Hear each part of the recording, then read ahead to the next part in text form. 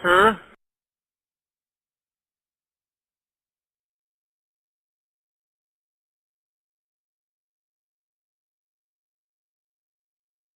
Hello and welcome. This is Gray Hughes of Gray Hughes Investigates on YouTube. This channel evaluates all aspects of true crime. As you are aware, videos and live streams in this genre often discuss elements of crime that may be disturbing to some viewers. If necessary, take the precautions needed to avoid these feelings. Factual information related to cases is the key to fostering rational true crime discussions. Fortunately, you will find that here. Please hit the like button only once, share the video, and subscribe if you like my content. Thank you very much for watching. Huh? It's the house! Come on, man. What's wrong with you? Did you hear what I said? 5 brain cells, 4 aren't working.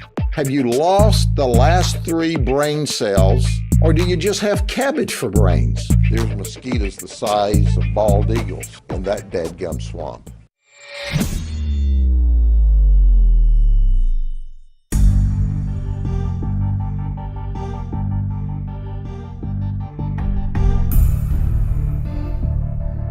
Not sure what's going on there. It looks like the bed is...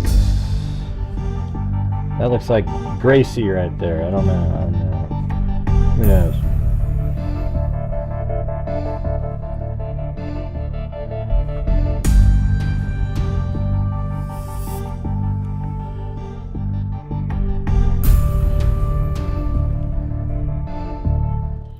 Well, the thing is I was on, I did do the recording on Nancy Grace today, but I don't know, I don't never feel like I have enough time on these shows, you know. You know, I'm right in the middle of explaining, like I went down the whole timeline, I went, da da da da da da, and I was right, you know where she cut me off at? When I said, Betsy Blair reaches the bridge, and then she goes, oh, that's fascinating, hey, now let's bring in, and it's like, what the hell, man? The next sentence was going to be, she turns around and passes Abby and Libby, and then Abby and Libby therefore have to meet Richard Allen next. You know, I don't know. It's just hard. I'm not built for just these quick sound bites. You know, I mean, it was kind of fun. You know, I was on there listening to stuff. Hey, 8675309. What's going on? Hey, Allah, hey, Allah.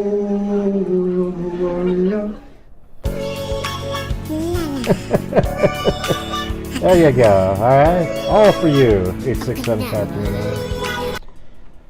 Let's see. Kate B said, will Ricky be able to vote tomorrow? I'm so concerned about his rights. Yeah.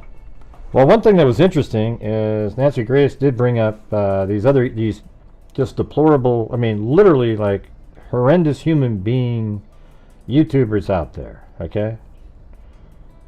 I mean, it was amazing. Like, literally named the person, you know, this one that just does, you know, the one that put out the drawing of the crime scene?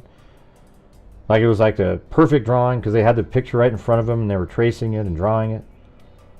And played a whole bunch of clips. And I think somebody is going to file a lawsuit against that lady. She thinks she's so clever and so, you know, because she'll say something like, I don't know. It's hilarious. Of course, it'll help her get subs, because once her name's mentioned, people will go over there.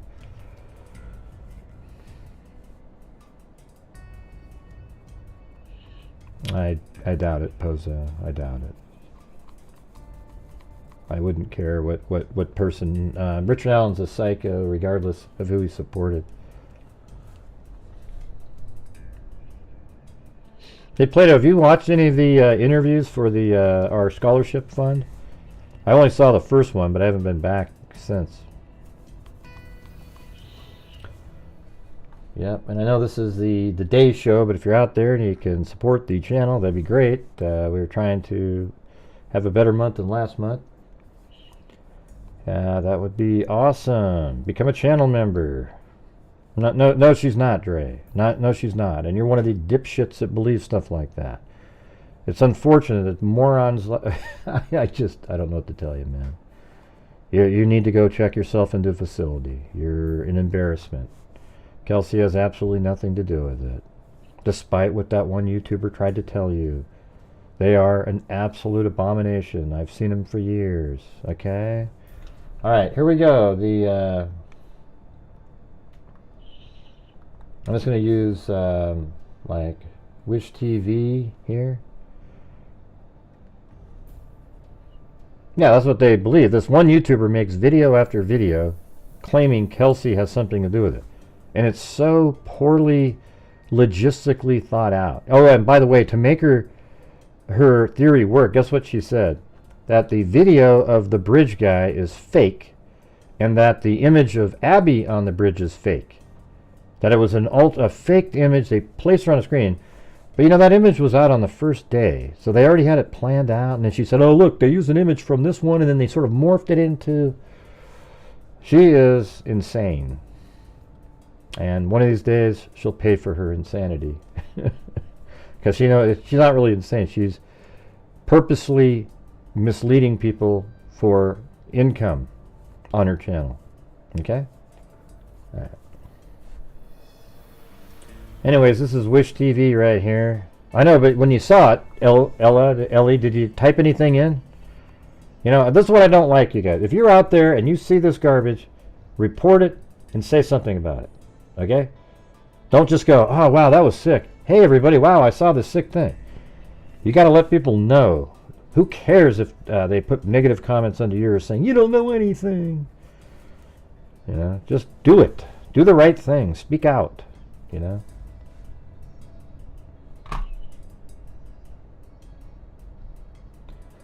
Anyways, here's day 15 right here. We're going to use Wish TV. The notes, the lady that sends me the note had the day off, but the other guy there, he said, I'll go check. Hasn't responded, so we have these. Day 15 in the trial. Delphi murder suspect Richard Allen begins Monday at the Carroll County Courthouse. Allen, 52, is charged with murder while committing or attempting to commit kidnapping. Boom. That's the bridge guy part. In the deaths of 13-year-old Abigail Williams and Liberty Durant. The girls' bodies were found near the Mononhigh Bridge near Delphi on February 14, 2017. Don't forget to leave out that on the 15th they put out the picture of the bridge guy, and then on the 16th, Richard Allen, seeing himself in the paper, called the tip line, or got a hold of the tip line somehow. Allen was investigated in 2017 and again in October of 2022. After a second police interview, he was taken into custody. The first one was October 13th, the other one was on the 26th. The trial began October 18th and was expected to continue through mid-November. Originally, and then it says 16 Allen County residents sat at the jury on the case, but one juror was dismissed on October 25th. Cameras are not allowed in the courtroom. An artist is providing sketches from inside the courtroom, and 3 of those from the Saturday's testimony are included in the story. Hey, Pozo joined. And you guys, we're currently at 0 on this live stream, so if you're able to help support the channel, that'd be fantastic, since I'm really the only channel out there that's giving you the truth in the case. All right. Let's see. Tune in to News 8 and follow our daily live blogs throughout the trial. Okay. And down here, okay, they added some since when I first read it. Okay, right here. So this is 11:29. Hey, thanks. 99 pink balloons. Gray, I know Richard Allen's 2017 photos were not admitted. Is there a chance that jurors will see footage showing Richard Allen when he was stronger or younger? Well, I guess they can. You know what? Well, yeah. I don't know what he looked like. I think in 2022 he already had that withered away look. I think it's possible that they'll just have to get the dates off the metadata and put them on the photographs and prove that the metadata is the date that those pictures were taken. I mean, if it says, yes, it was taken on a, you know, because in the metadata it tells you like what type of camera it was, the shutter speed, the date, etc. And, it, you know, it should be pretty obvious. What, did he take a picture of another picture with the same cell phone? No, nobody does that. I did, Gray. One time I was at a holiday... Oh, jeez. Here we go. Here we go. I never had a hair in my hand when I put my hand through a sweatshirt. Gee. Who cares, man? Who cares? I would never let my kid go to the bridge. Gee. God, you're awesome. You're the greatest mom in the world. What does that have to do with the case, though? Well, nothing, but I just wanted to state to everybody how awesome I am as a parent, as opposed to them, because I would never let my kids go to the bridge. Jesus. Give me a break. But Gray, hey, thank you, Nick and 8675309, attempting a wave up there. You guys, you know what? You know why you're laughing right now? Because what I'm telling you is the truth. Like, you see these comments, right? Come on, you guys. Let's be honest with you. You know, they say these comments. That's why I imitate them. It's not like I'm just, like, randomly... Mr. Crowley said, Gray, I hope Kelsey sues her and wins. Oh, man. She would just win immediately. As a matter of fact, the jury would laugh her out of court.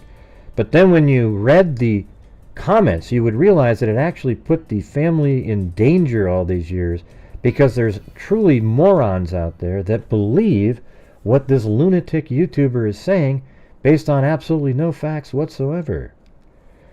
Let's see. Gray, let's see. It says, Gray, I hope Kelsey sues her and wins like the professor sued successfully the insane psychic TikToker who claimed the professor was responsible for Idaho murders. These people are desperate. Yeah, it's happened to a whole bunch of YouTubers. Yeah, it's insane, really. And thanks, Kimberly Faith. Appreciate it. And thanks to 8675309 attempting a wave up there. And we got Eden Nick. And 99 pink balloons. Gray and Richard Allen's 2017 photos were not admitted. Is there any chance the jurors will see footage showing Richard Allen when he was stronger and younger? Well, I sure as hell hope so, you guys. I mean, you know, to add more to that answer, don't you think that they should be able to see that? I mean, my God, he looks like this withered away pile of crap, and the truth is, he looked totally different. He was sturdy, stronger, looked better, everything. He was a different person back then. Hey, thank you, Sarah Reesness. All right. Richard Allen entered the courtroom Monday morning wearing blue striped button-down shirt. I was about to say, he entered the courtroom wearing blue jeans, a dark blue or Carhartt jacket, with a hoodie, and some sort of head covering. He was carrying a Bible, News 8's Kyla Russell noted. Allen apparently showed defense attorney Andrew Baldwin a verse when sitting with them.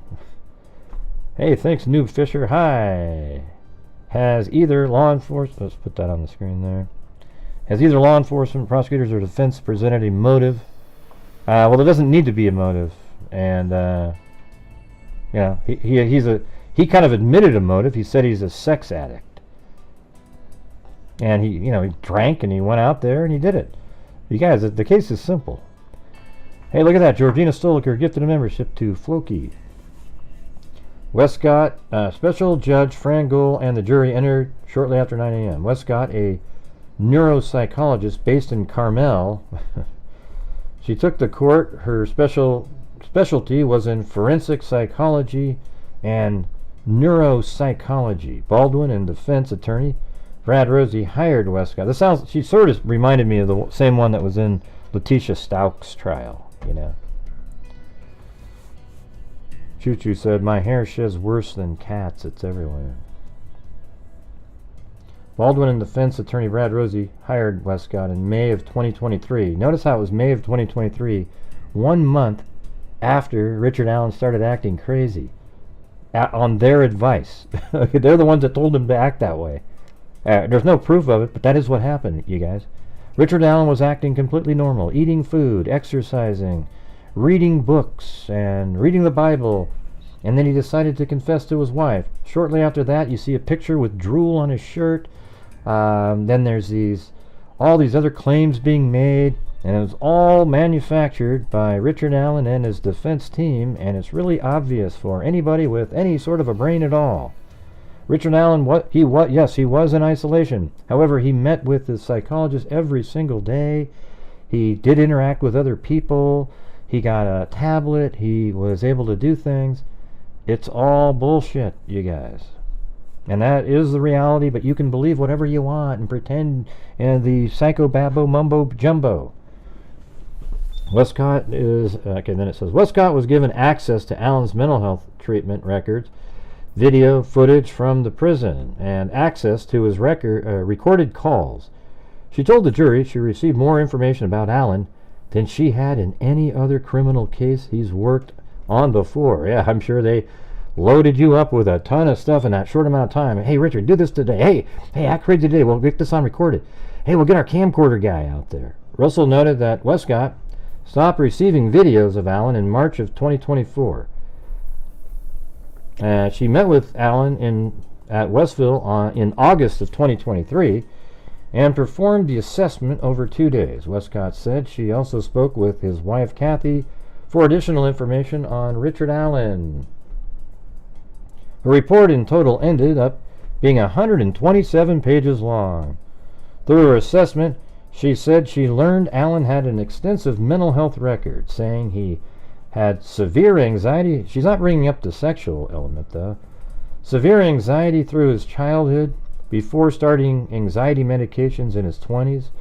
She said Allen also struggled with depression, fears of failure, and taking his own life, thoughts of taking his own life. Through his young adulthood and adulthood. She also learned from Allen that his wife played a crucial role in putting him back together. Kathy Allen, man, she put this guy, this broken man who was just absolutely struggling, barely hanging on by a thread, and Kathy Allen put him back together again. Humpty Dumpty he is not. She also assessed Allen for a personality disorder and determined he had dependent personality disorder, which is a type of anxious personality disorder that leaves the patient feeling helpless, unable to make decisions, and incapable of taking care of themselves. Westcott said Allen relied on his wife, mother, and family for support to feel like a whole person. You guys remember that picture when he's out in his car and his wife's cup comes up on him? He didn't look like he was depending on her for a damn thing, did it? He was like, "What are you looking at, biatch?" Right? I mean, that's kind of what he's doing. What are you looking at? Yeah. Bull. But that's you believing it, CR. They're trying to make him a weak man. That's what I'm trying to say. He's little, but I don't think he's a weak man like you're saying. I think he is a guy that they're trying to make him seem that way, and therefore we go, well, then how could he have done that to the girls? All right. Westcott came to 6 conclusions in her assessment. Allen has a long history of mental health issues. Allen was not faking or exaggerating his symptoms. Okay, there you go. That's what they brought her in for, to just say what they wanted to say. How can you actually trust I don't know, when it's just, you bring in a hired gun to say exactly what you want. And what's interesting is the jury questions here in a minute. Allen is slower to understand, process, and respond to things. Allen experienced a complete mental health decrease in Westville. Allen was major depressive disorder and slipped into psychosis due to stress. Allen's brain chemistry was changed while in prison due to no contact with wife and family. Rosie handed Westcott Allen's writing samples she previously reviewed, including a letter he wrote asking for assistance from the court. In November of 2022, a letter he wrote to Kathy before incarceration. So right after he was arrested. So then the prosecution objected to omitting the writing letters, calling them hearsay. Judge Gould requested a sidebar and later admitted the writing samples after redacting a few words. Rosie then asked for Westcott to evaluate the handwriting, not the words in the samples. Westcott said the November 2022 sample was organized and well thought out, but the letter structure from a later sample was completely different and fragmented. Wow, that's so significant. After reviewing the samples, I mean, how it's just, you see these meetings. This is how it works when there needs to be something like this. The defense team, like in the Arias case, they would give her reading material that actually talked about what are the things that would present themselves. And I guarantee you, in this case, that's exactly what they were doing. Because after he confessed, they needed to change everything. So then he's probably doing all those things. He confessed other times, saying different things in him. And then he started to, probably did some writing and just kind of scribbling it around. Westcott said the November 2022 sample was organized and well thought out, the one that he, regarding his wife up there. But the letter structure from a later sample was completely different and fragmented. After reviewing the samples, Westcott continued discussing her evaluations of Richard Allen. She said she gave him a MCI, or mild cognitive impairment test, which is a comprehensive test for personality features and mental health disorder. The test also evaluated if Allen was faking his symptoms. Now, mark my words, everybody, when the lunatic attorneys, the defense attorneys that cover this case, when they cover this, they're going to go, wow. And everything that this psychologist said to them is going to be incredibly meaningful. Now, you might say, well, Gray, you're the exact opposite. Well, the reason I'm the opposite is because Richard Allen is Bridge Guy. He is the killer. So I know for a fact this is all bull crap. Okay, I don't need to sit here and go, well, well, I guess two things could be true. That after he knew that he killed the girls while he was in jail, he went nuts. But he is the killer, everybody. It has nothing to do with this whatsoever. Do you get it?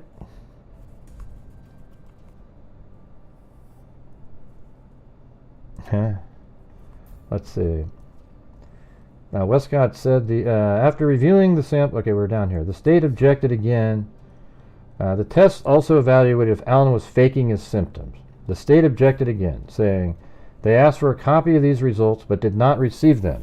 And then Rosie tries to get another dig in. Rosie explained they could only be given to a mental health professional, and that the state did not even take the time to take a deposition of Westcott. After back and forth between the defense, the state, and Judge Gould, Westcott reiterated that she did not believe Allen was faking his mental illness. In total, Westcott administered 25 tests on Allen, which came to the conclusion that Allen was not very resilient in the face of stress. She said he was prone to decomposition and could slip into psychosis, which was seen in his behavior from December 2022 until July of 2023. She later said Allen's brain chemistry changed due to the sensory deprivation during solitary confinement. Well, I thought you said it was because he couldn't see his wife and mother, his family. Westcott also commented on Dr. Monica Walla's report of Allen. Walla, who was Allen's psychologist at Westville, reported Allen's murder confessions is a story-like manner, according to Westcott, but the videos of Allen at the same time weren't logical. They were after that, though. You see? She said Allen's brain was like a fun house during solitary confinement, admitted she was worried he had delirium. Prosecution Deputy Stacy Diener began her cross-examination by stating Walla visited Allen every day, so he was not completely deprived of social interaction. She then asked if Westcott received all the Department of Correction records, which Westcott said she believed so, given there was information from every day Allen was in Westville. Westcott told the jury at one point Allen said, Satan killed the girls. Well, I agree with that. He is Satan. And she felt he was making statements inconsistent with reality. She added that Allen didn't seem to know he was going to meet with him. Okay. I mean, what are you saying right here? It wasn't... She added that Allen didn't seem to know he, meaning Satan, was going to meet with him. What a weird comment that is, if she said that. Hey, thanks, CR. Diener asked if Alan's dependence could have been transferred from his wife to Walla.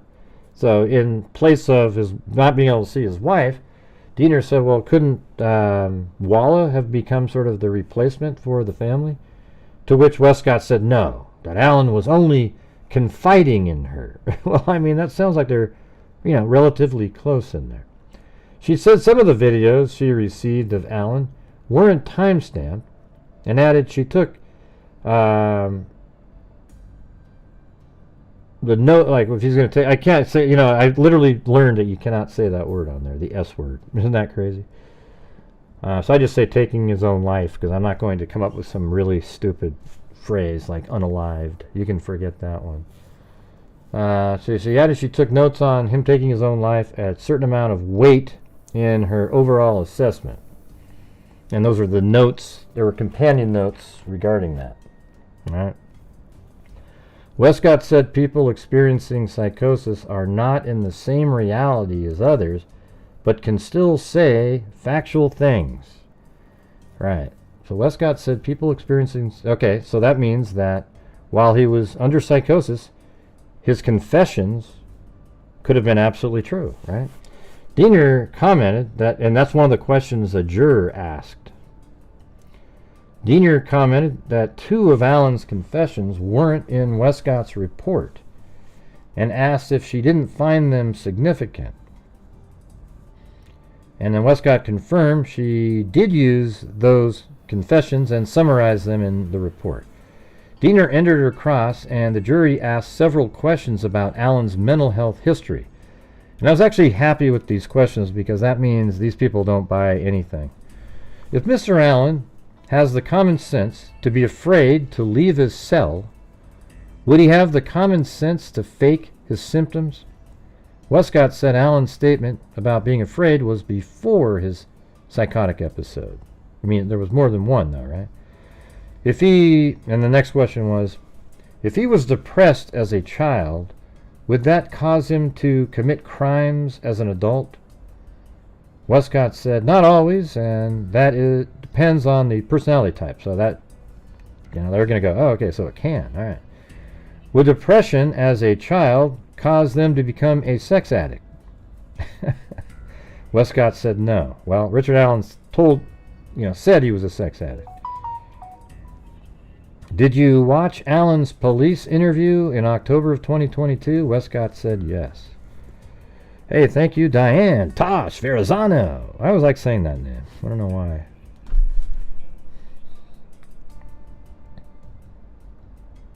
All right, thank you. And then I wish they would just do this in like down the page, but then you have to scroll up to the next part. And then court returned from break at 11:30 a.m. Judge Gould called for an immediate sidebar, noting the state's objection to viewing videos, because now they're going to play more videos of Allen while in Westville. News 8 Kyla Russell said Kathy Allen had not been in courtroom all morning, but Allen's daughter was seated outside the courtroom. So obviously she was there, but she didn't want to see something. His daughter has not been present throughout the trial. I think she's one of the witnesses. Okay, so I don't know for the defense, so we'll have to see how that plays out. Thank you, Ozzy Tricia. After the jury entered, the defense recalled intern Max Baker. He's the guy that set up their video guy that's visiting Allen all the time. They sent their own videographer in there to film Richard Allen. Hey, Richard, now look at. Listen, right there. Yeah, okay, drool a little bit more. Okay, there we go. Bam! You nailed it, Richard Allen. Cut, and then high five, and then back to, okay, now, stand over there. All right, right there. Now, ooh, yeah. All right, now listen. We're going to hand you a brick of fudge, all right? We're going to pretend that it's actually your own feces, all right? So here it is. Now reach in your pants and pull out that fudge we just gave you and eat it like it's just your... Ah, got one! Yeah! Yeah. I didn't hear the state psych witness. Attention, psychological testing for... I don't know. Anyways, let's go. That's too complicated. Oh, the malingering? Yeah, that's him faking it. Yeah.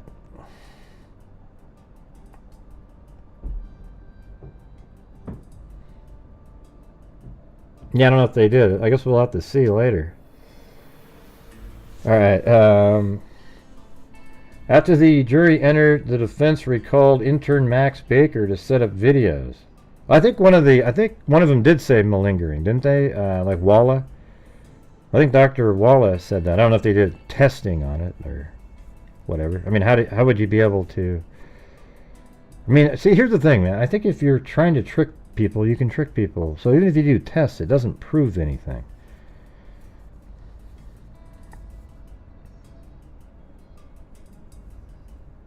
I don't know. Yeah, everything's fake in this one in terms of the psychology stuff. I don't know how. Maybe. I don't know if they tested it or not. Do you know the timeline of the confessions versus discovery? Well, I think the discovery he got on April 3rd, I think. And his confession to his wife was like on the 5th. And then lo and behold, he got nutty. Because now he knew he's toast. Like, they've got him. So he's like, oh, shit, they got everything. Oh.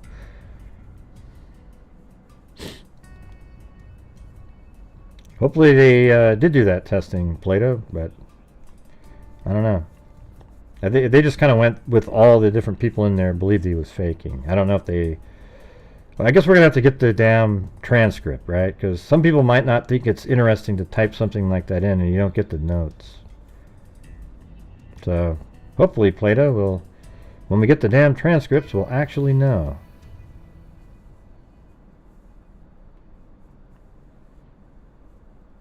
Yeah, well, I think every single witness they brought up believed he was faking.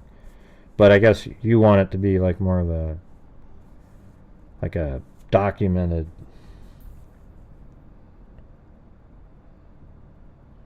All right, anyways, Baker told the jury, after the jury entered, the defense recalled intern Max Baker to set up videos. He said the security camera video from inside Allen's cell does have timestamps. The courtroom TV again was turned to face away from the gallery, only visible to the jury, Judge Gohl, and witness stand. Baker told the jury he created the video by piecing together smaller parts of the cell footage. Video number 1 was from April 12, 2023. See, isn't this ridiculous? Why not show the whole damn day if you're going to do this? Because what you're doing is you're taking the moments where you said, and action! And included, this is April 12th, right? So this is way after the first confession and everything. And him getting the discovery. And included clips from a 5-hour period. Video number 2 includes clips taken from May 25th, 2023, over a 12-hour time period. Russell noted video number 1 was an hour and 20 minutes long, and that multiple jurors took notes while watching. You know, I think it's interesting that they're even taking notes at all. I think the fact that they're taking notes while he's in there means they don't believe him at all, and they're writing down what they saw that tells people this is bullshit, right? Because why would you be taking notes? If you see something that's just horrifically beating, like let's say a cop goes in the cell and starts smashing Richard Allen all over the place, you don't take notes. You just look at it and go, God, I saw that. You know, there's no notes to take. It's just in your head. You know, you don't need to. Well, he used his right hand to hit him over here, and then he uses left. You don't need to use notes like that. I think that they're looking at this stuff and they're taking notes because they're looking in the cell and sort of watching how the little bit that they got, they can see little moments where the truth comes through. That's what I think. State prosecutor, and by the way, there aren't other people with him. Okay, it's him by himself doing things. You know, so one of them, you know, the ones one's on Saturday. Sure, they put a bag on his head. They moved him to the medical area at one point or something. Different things, but a lot of times it's just him in there. You know, playing with himself or whatever, doing whatever he does in there.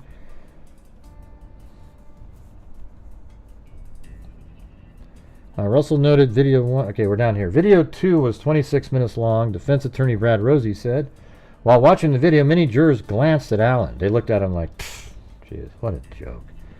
After the videos ended, Rosie continued questioning Baker. And I'm just editorializing because I'm not there and none of us can see what the hell's on the video. But I think it is interesting that they're taking notes on this kind of stuff because to me it means they're skeptical. Because can you come up with a good reason why you'd want to write down a note? You know? You would just watch it and go, yep, oh wow, that sucks. Oh geez, that's... But you're taking a note because something caught your eye, right?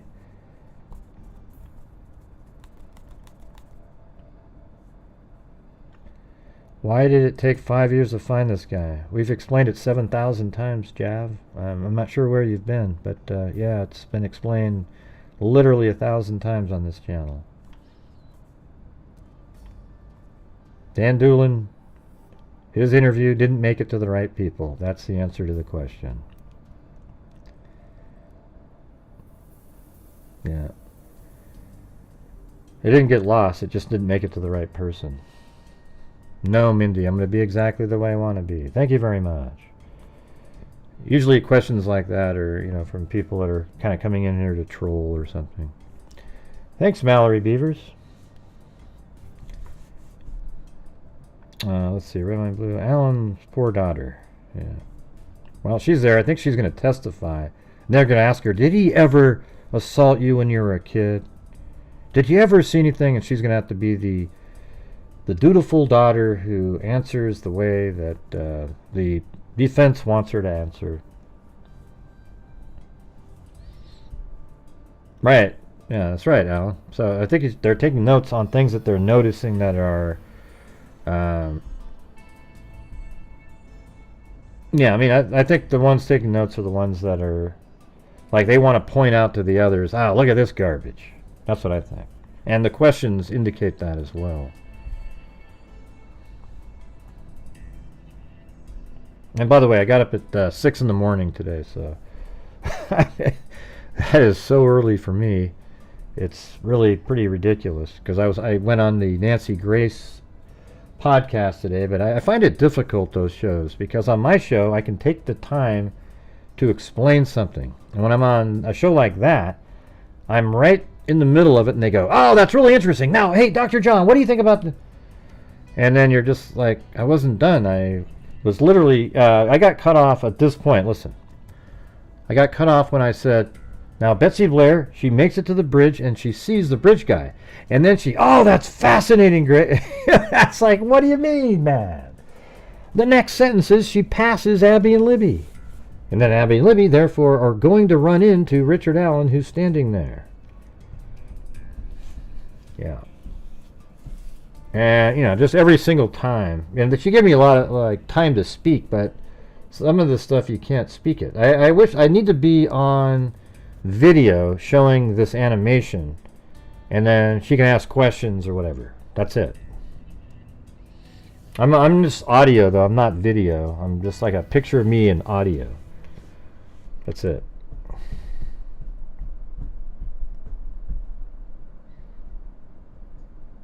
Yeah. Let's see. Yes, you know what? I gotta say, hey, Paulette, guess what? When the show's not on, she's totally different. That's just so funny. It's so funny. Just like people said. Yeah, she's a totally different person when, you know, it's like, okay, hey, what do you guys want to? Oh, wow, okay, that's great. it's amazing. There's so many people like that. It's just the way the show is. Delete what? What'd you do? I hope they ask about the pictures on the bridge and the tie-dye shirt pic, etc. Yeah, they should. They should ask that. Did you guys go out to the bridge often? Here's a picture right here, and then show it, and then put the picture of Libby wearing a tie-dye shirt up next to it, and go, yeah, it's interesting, isn't it? Who on earth would get in the courtroom stand and spill their guts for a first time about being right? Nobody.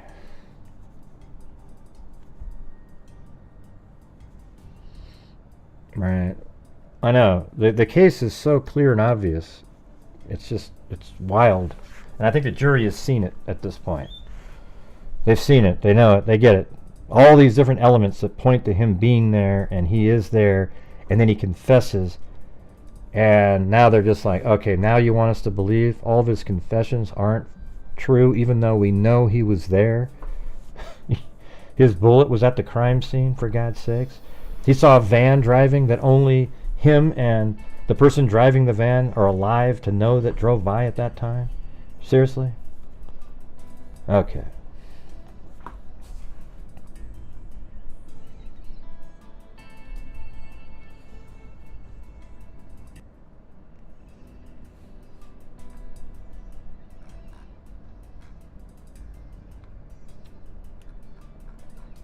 So yes, even if a question's asked 5,000 times, you're right. I should answer the question as if it was the first time it was ever asked. Okay, you guys? That's something I'll try to work on. I just struggle with it because I'm like, damn, haven't you been watching my show? It's like we've been going over this. But I guess hopefully there's new people watching, right? So then I guess in those instances you'd want to just answer the question, I guess. I'll give it a shot, you guys. We'll see how it goes. I just said that, Mindy. I just said that, Mindy. Try to pay attention, Mindy. Alright? We don't need you. You're not running the show here. I'm just talking. Okay? I don't need you to have a response and have you sort of, yeah, okay, yeah, great.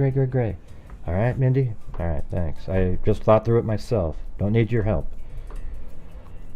Let's see. Was geofencing used by police? Yeah, they did the entire, they got every single cell phone that pinged off of those towers through an entire time frame.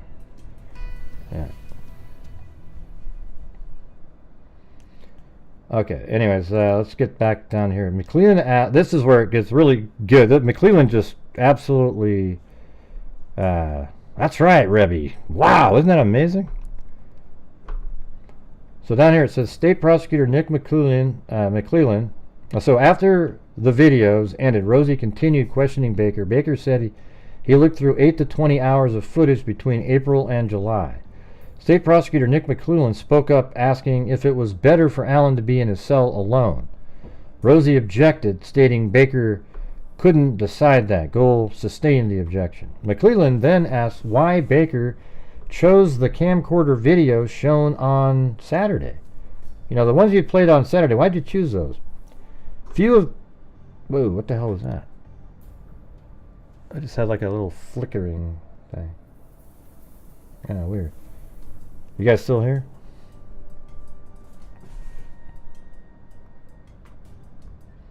Are we getting the trolls in here? Why? Yeah, I knew these people were trolls coming in here.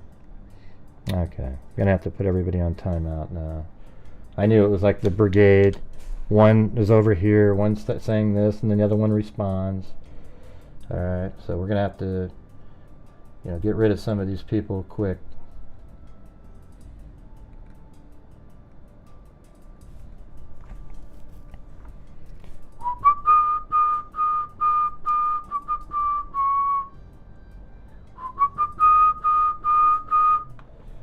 I'm sure Mork's going to show up here in a minute. Yeah. McClellan commented that Baker showed what he viewed.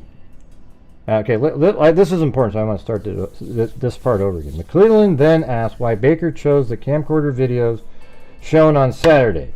Few of the camcorder videos included Allen being tased, showering, eating feces, receiving an X-ray, and interacting with his nurse. Few of the camcorder videos included Allen being tased, showering, eating feces, receiving an X-ray, and interacting with the nurse. Baker said he picked the videos he did because they showed Rick's life in prison. Right. No, you're showing the life that you want the jury to believe he had in prison. Why do you hate when I whistle? Hey, CR gifted a membership. All right.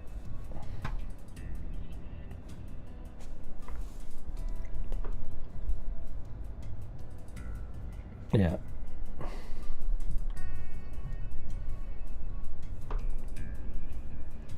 McClellan commented that Baker showed what he viewed as his worst condition in Westville. and that Baker showed the jury the video to try to show that Richard Allen is the victim. Right, that's exactly right. That's such a great thing McClellan said.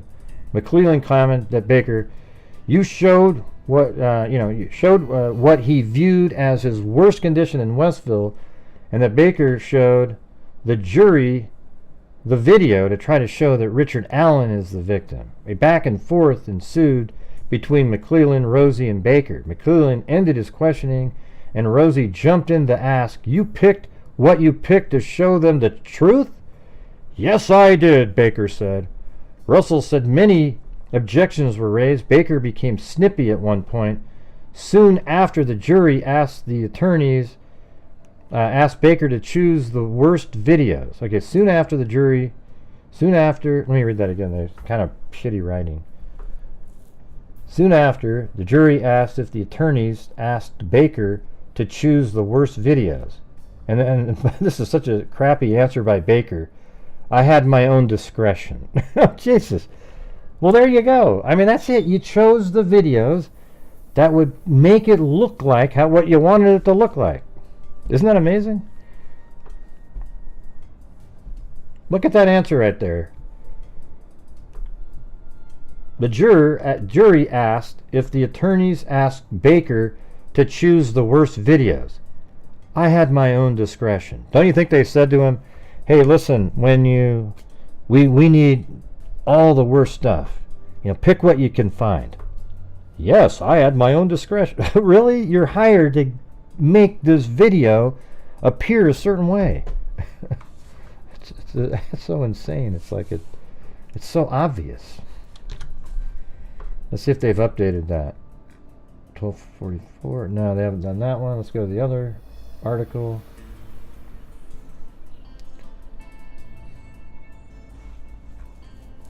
Delphi murders defense expert testifies about Richard Allen's mental health state. This is on Fox 59. I think they just go down in order. So on day 15, the defense called Dr. Polly Westcott, a neuropsychologist from Carmel, to the stand. Westcott specializes in forensic psychology. The defense hired Westcott in May of 2023. She is being paid $450 an hour and was also paid to testify in court Monday. Westcott said she appeared in court on numerous occasions for both the prosecution and the defense. Allen's attorneys wanted Westcott to examine their client's mental health history. Gotta get some water.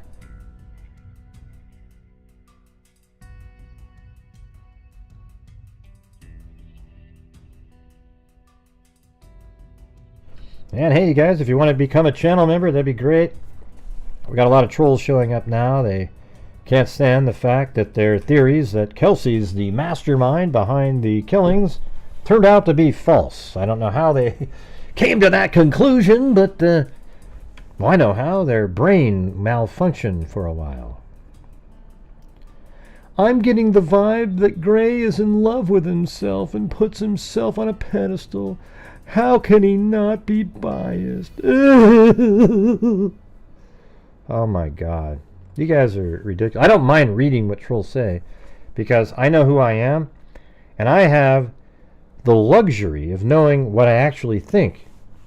It's amazing when people tell you what you think and you actually know you don't think those things. Yeah. They think they'll ever apologize. No, they'll never apologize. Well, they might be forced to, because that might be what the settlement is. But unfortunately, their brains will always think the things that they're thinking. I hope to God that the German family sues the living shit out of these people. Okay? And they should. And I'm talking multiple channels out there. And they should be set an example of. Because this is just, it's so disturbing.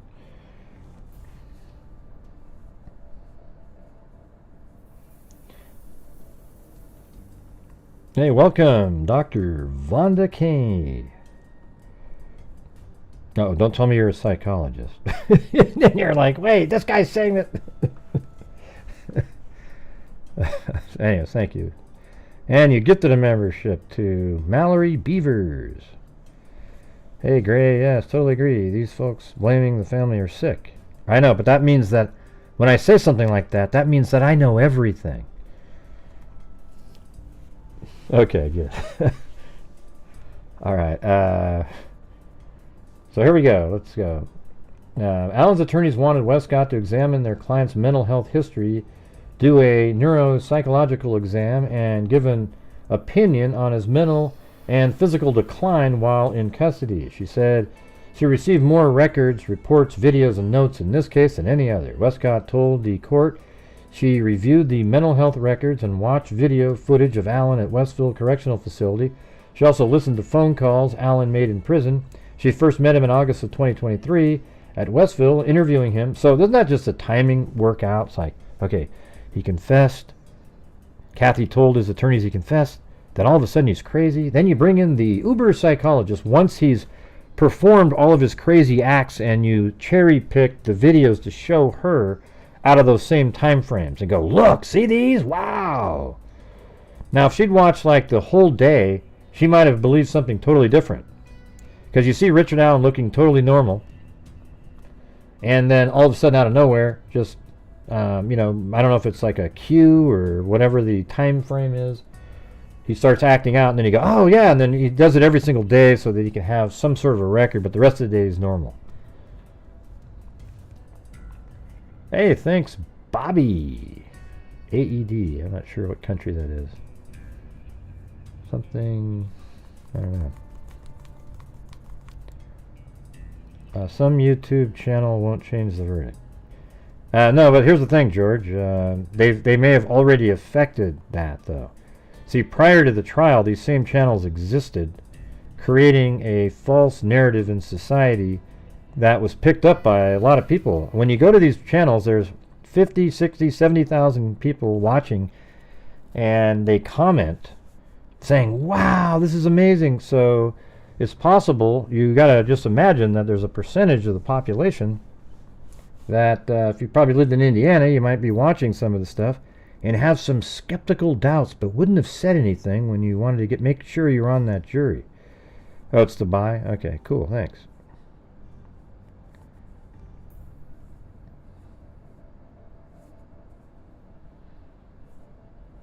Yeah, I don't know. Yeah, we got 346 likes, so we're going to need more likes, you guys.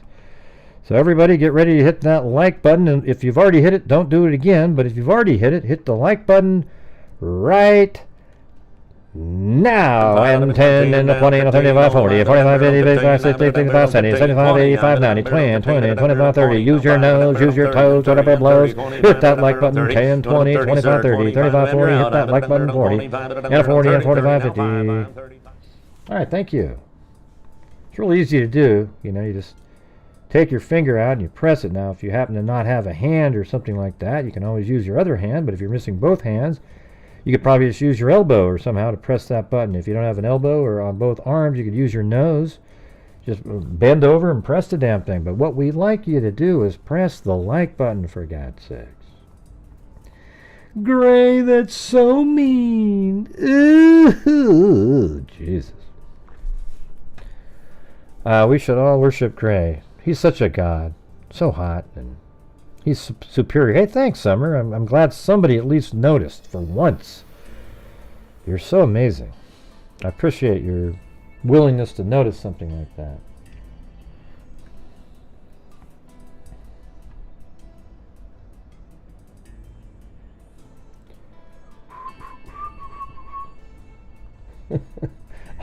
I always say the exact opposite.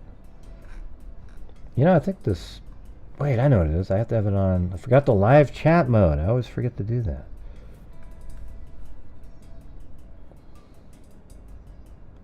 I've been a member before. I'm just not online a lot. Gray has never been anything but respectful. Others may refuse to listen. I appreciate his point of view. See him, Vinny. His work is excellent. See, there you go. See?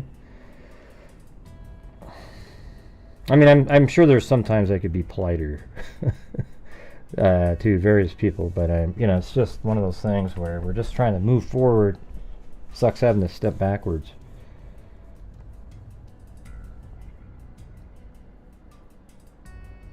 I don't know.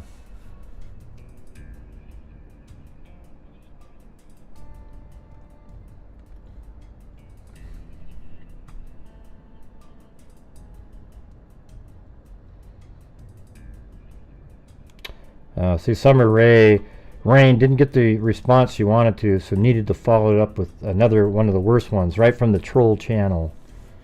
There's a whole troll community out there just for me. I don't do enough for them.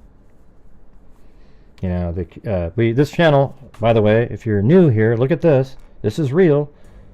You know, when you look at this right here, we have donated out of the income from the channel. You know, right out of the income. I could have paid off my house. I didn't do that. We have given $220,500 to. We have $92,000 in a DNA fund. We've got. I just got the new downloaded. We've put over $92,000, I think, into the DNA fund.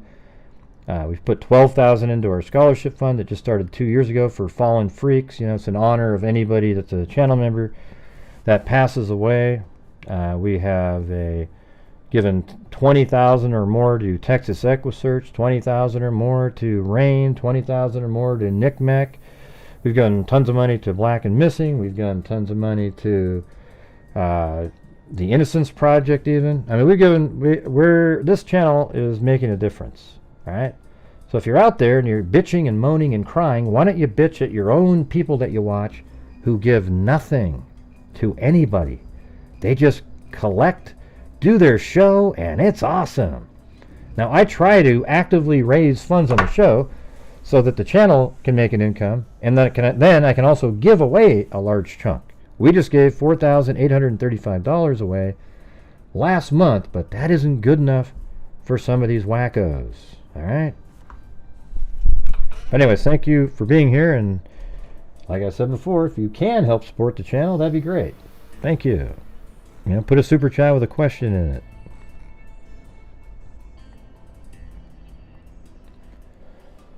Anyways, where are we at here? She first met with him in August of 2023 at Westville, interviewing him and performing various tests over 1 or 2 days in a segregated unit. She met with him a few weeks after that and acquired medical records and handwriting samples.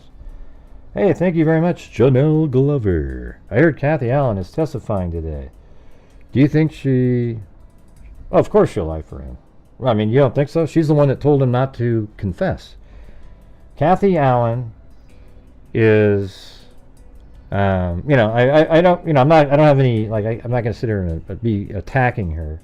What I will say is that Kathy Allen and his mom convinced him not to confess multiple times when he was trying to sort of like unburden his soul. You know, he literally, I wouldn't be surprised at all if some of the behavior exhibited is because he wasn't allowed to confess. That he was in there, he wanted to sort of get the release it would be to confess and apologize and make things right with God if he could and move forward, but that wasn't allowed to happen by his attorneys or his family members. I think that's sad in a way, don't you?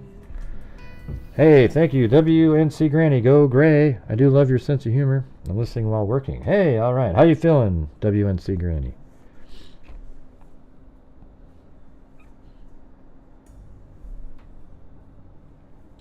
Yeah, and so sister. I don't know. He didn't mention his daughter then, Brenda. I thought he mentioned that one time too, but look at that, WNC Granny gifted a membership to Wendy. All right. So let me try to do this again. She first met with him in August 2023 at Westville, interviewing him and performing various tests over 1 or 2 days in a segregated unit. She met him a few weeks after that and acquired medical records and handwriting samples. This all led Westcott to produce a 127-page report. She described Allen's mental health history as extensive and said he has intense anxiety about going to school that made him closed off from others. He started on anxiety medications in his 20s. She testified Alan had pretty severe depression, feels like he's always letting down his family, and often considers himself worthless. I agree with him on that one.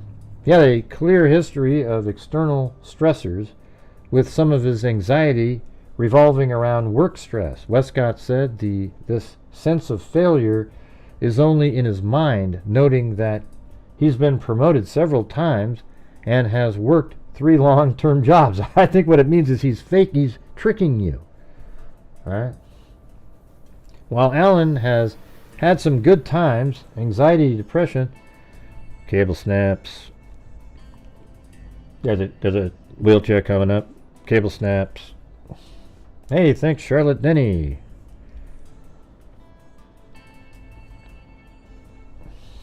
While Alan has had some good times, anxiety, depression always lurks on some level, she suggested. Now, she believes he has dependent personality disorder, meaning he relies on other people to feel whole. It manifests as a dependency on his wife and mothers. There's some people that were suggesting that yesterday. But you know what? When you look at the video of him, I don't know. I mean, it's just a really quick shot, but he's in his car sitting there, and she comes up, and he's looking at something, then he hides it really quick, and he has this mean look on his face. That doesn't look like that at all. Looks like, yeah, he depends on her to keep the house in order and stuff like that, but he doesn't depend on anything. This guy is a one-man wrecking crew. Right, it's an excuse for homicide. Westcott described Alan as a fragile egg. Oh, look at him over there, you guys. Look at him. He's so fragile. Oh, God, how can we convict somebody like this? He's so fragile, everybody. He's so freaking fragile. I mean, look at that guy. God, it looks like he's about to fall over and break. Doesn't it? It looks like he's just about to crack. He's that frail. He's a soft egg.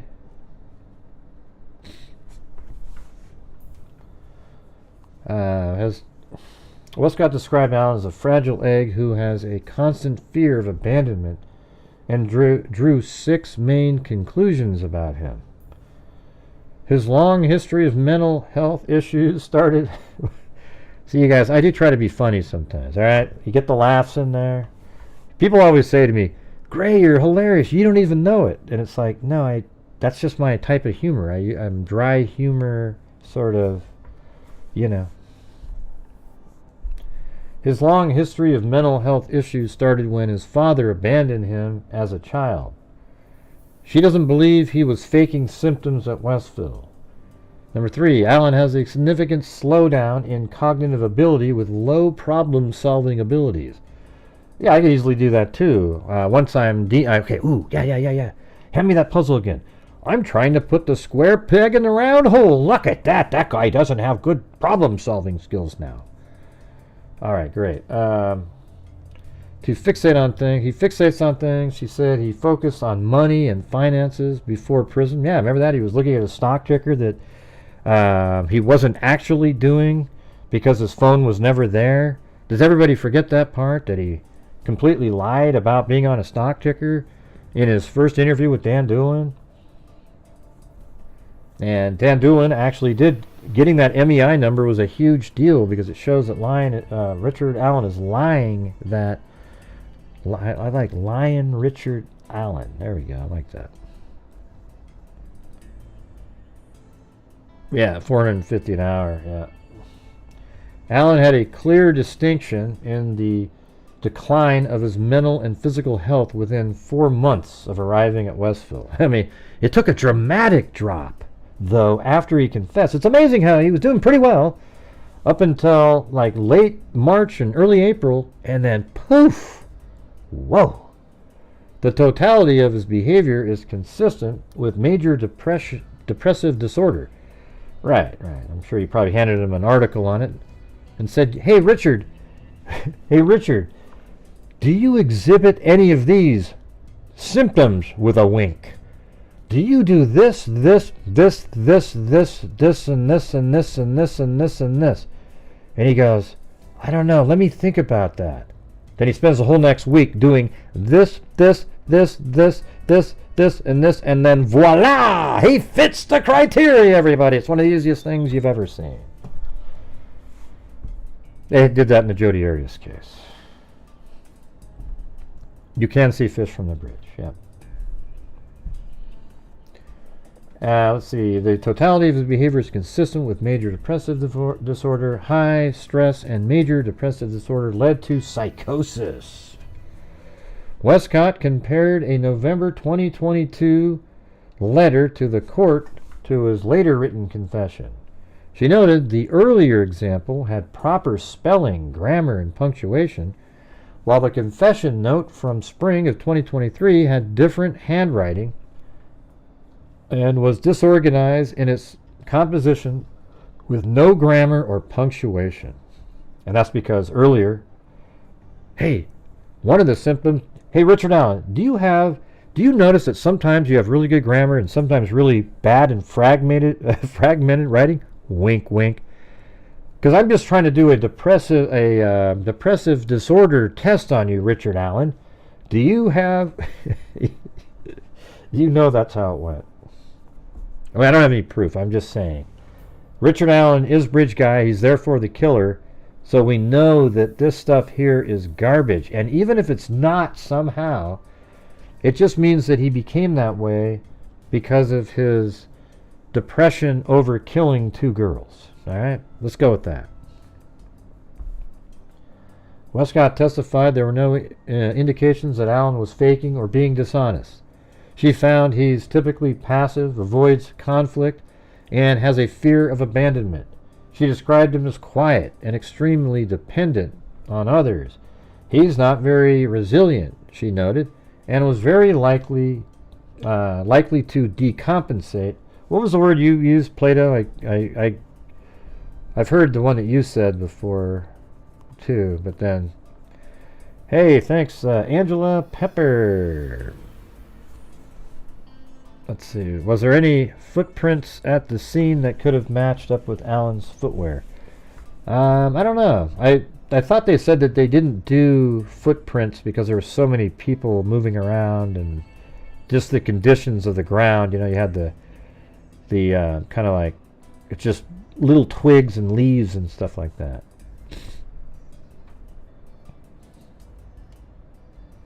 Yeah, what was that word for faking it over and over again that you used? I've heard that many times, but I can't remember it right now.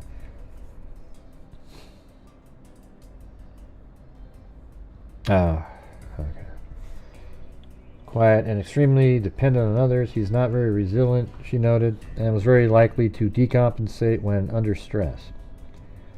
Allen's decline at Westville. Allen's demeanor first saw changes between December of 2022 and March.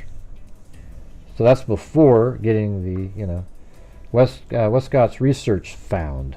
The research, but there's no video evidence or anything, right? Latent psychosis presented itself in April. There you go. May and June. Right after he got the information for the trial. The discovery. No indication he was faking symptoms and believed he suffered from serious mental illness, a designation used only in the prison system. Westcott testified that Allen met SMI chronic mental illness criteria before and during his time at Westville. Westcott reviewed notes from Dr. Monica Walla, the prison psychologist who treated Allen at Westville, and testified about his confession. Westcott said Allen's confession appeared to have a narrative structure, a logical beginning, middle, and end that was together inconsistent with what she observed from Allen at the time. She also testified that so what she's trying to do is make Dr. Walla's written description of Allen's confession like inaccurate, and then people will go, oh, that's right, because she was watching the YouTube channels, and so she wanted to, she has her own little narrative, so she's going to fake that. That's what they're trying to do. Like, Westcott reviewed notes from Dr. Monica Walla, and now she's saying that her observations aren't consistent with Monica Walla, and that's why the defense brought up that she's been removed from there because she was following different podcasts on one of the people that she's taking care of, and now they're going to try to say that her writings of his confession are bogus, right? Doesn't that seem obvious?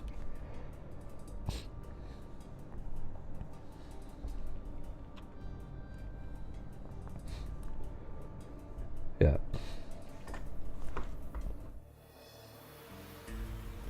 Alright. Where are we at here? She also testified that she had concerns about... hold on, let me go back. Westcott reviewed notes from Dr. Monica Wall, the prison psychologist, who treated Allen at Westville and testified about the confession. Westcott said Allen's confession appeared to have a narrative structure, a logical beginning, middle, and end that was altogether inconsistent with what she observed from Allen at the time. Yeah, well, you didn't see him at that time. You saw him after that time. All right. But it was during that time. It's just after that. You get what I'm saying? It's like it's after that. She also testified that she had concerns about delirium from Allen, something she said was common in people held in long periods of solitary confinement. She expressed concerns about Allen's sensory deprivation in solitary and how that could have affected his mental state and sense of what's real and what's not. And then Diener's cross-examination. During cross-examination, Deputy Prosecutor Stacy Diener said Walla saw Allen nearly every day for 15 minutes to an hour, although Westcott said records showed there were some days in which Walla and Allen didn't interact. Westcott reviewed 30 to 50 days worth of Walla's notes. Westcott said she asked for all notes from Westville. As far as sensory deprivation was concerned, Diener asked if Allen could leave his cell for recreational time and medical evaluations. Westcott noted that those didn't happen every day. Westcott report... well, he tried to climb up on top of a basketball hoop one time. That's something that we don't seem to ever hear about. But you remember that, you guys? Westcott's report indicated that Allen made some false statements, Diener said. The deputy prosecutor asked for an example. Westcott related one statement in which Allen said Satan killed the girls. Well, unless you look at him as, him thinking of himself as Satan, maybe Satan got inside him and he killed the girls. When Westcott saw Allen, his attorney, and his attorneys weren't there, and they met in an office. She said Allen was dependent on his wife and mother, adding that it wouldn't be typical for him to attach to someone else unless they became part of his inner circle. Diener asked if Allen could have transferred the dependency to Walla, pointing out that Allen told Walla, "Don't leave me," and "You are like my wife." Oh, interesting. The deputy prosecutor, that wasn't in the other article. The deputy prosecutor suggested that meant Allen had shifted his dependency to the prison psychologist. Westcott said that wasn't necessarily the case, meaning it could be the case, and that's not what it said in the other article. It said that she said no. See, isn't that weird how even in these articles they write things differently? This is absolutely different than that other one. He may have seen Walla as a confidant without transferring his dependency to her. See, Westcott said that wasn't necessarily the case, and the other article said the answer was no. Cross-examination then turned to Allen's psychosis and delirium. Diener asked if everything a person said in a psychotic state was distorted. Westcott answered that what a person says or perceives in a psychotic state isn't consistent with how other people see the world around them. Westcott did, however, concede that people in such a state could say things that are accurate. And that answers the question that Juror had the other day. Diener asked Westcott why she left 2 of Alan's confessions out of her report. Westcott responded that her focus was on examining his mental health and documenting his symptoms. What the hell? See, the other article said that the answer to that was that she did. She wrapped it all up in sort of the synopsis or something. This one doesn't say that. It says, well, I was focused in on examining his mental health and documenting his symptoms. I don't know. That's totally different. Jesus, that's ridiculous. And the juror questions. Jurors had a number of questions for Westcott, including whether Alan could have faked his mental condition because he feared for his safety. Westcott answered that he made his statements of fear before his psychosis. Really? Let's see that. Another juror asked if someone's anxiety, and I get, you know what, that better be right when she said that, because as soon as they go back there and the dates are not in her favor, then they can disregard her entire testimony. Another juror asked if someone's anxiety and depression as a child could cause them to commit a crime as an adult. She said it would depend, adding that, and all these questions are people that I think believe this is all bullcrap. Yeah, malingering was the term I was looking for. Plato probably answered it way up there, but I've moved on. Malingering.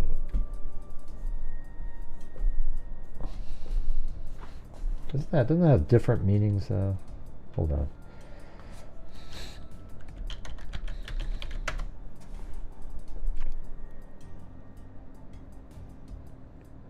Oh, it means to exaggerate or feign illness in order to escape duty or work. Or, or to get out of being charged with something, I guess would be the answer. Another juror asked if someone anxiety and depression as a child could cause them to commit a crime as an adult. She said it would depend, adding that someone who was passive and afraid of others wouldn't normally act out aggressively. Another asked if anxiety depression could lead someone to become a sex addict. Westcott answered, not necessarily. Right, but he said he was a sex addict. Another jury question asked Westcott if she watched Alan's interviews with police.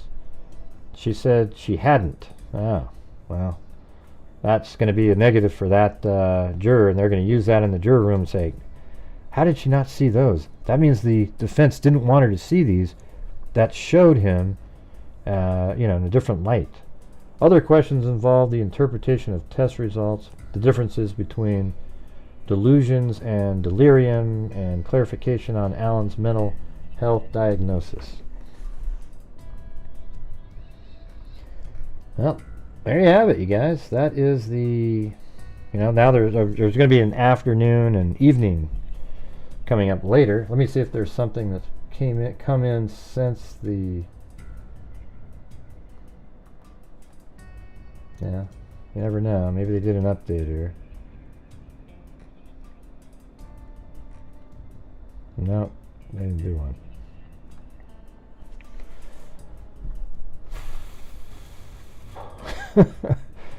Yeah, and all she ever saw were like the cherry-picked videos from the defense. I don't know, man. I don't think they're buying it. I think those questions, at least some of them, I don't. Here's the thing.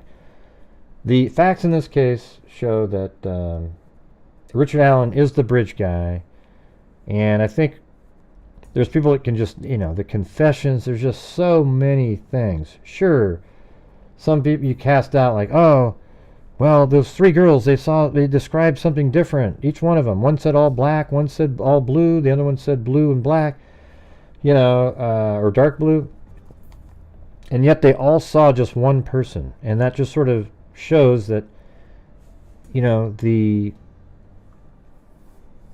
the memory of people when they're not asked to remember something is so varying. It's crazy, and that's why Betsy Blair sees something different.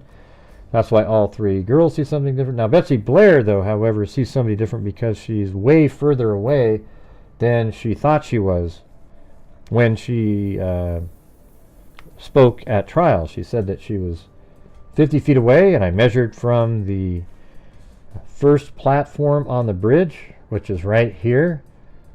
Once she said that in the probable cause document, I went from the first platform, which is right here, and I went to there, and the distance on that is, in feet, is 50.5 feet. So, I mean, I was like, okay, yeah. So she went right to the start of the bridge and turned around. However, at trial, she said she went to the first barricade, not the first barricade, the barricade, and turned around. So now you can extend this out to like that, and that's 112 feet, this time. It's like, 111, 112 feet. And that is a tremendously further distance, right? So how good would you be able to see that, oh yeah, he's a handsome guy? He wouldn't be able to tell that. You wouldn't be able to tell that at all. I think she was just walking and thinking, and because Richard Allen is the guy that she saw, and every single one of the witnesses said that the person that they saw on the trails that day is the same person in Libby's video. So once they saw the image of that person, they go, oh, yeah, that was it. Because that would absolutely bring it back to you. Once you see it, you go, yep, that's it. But when you're asked to remember something, you're going to be a little different.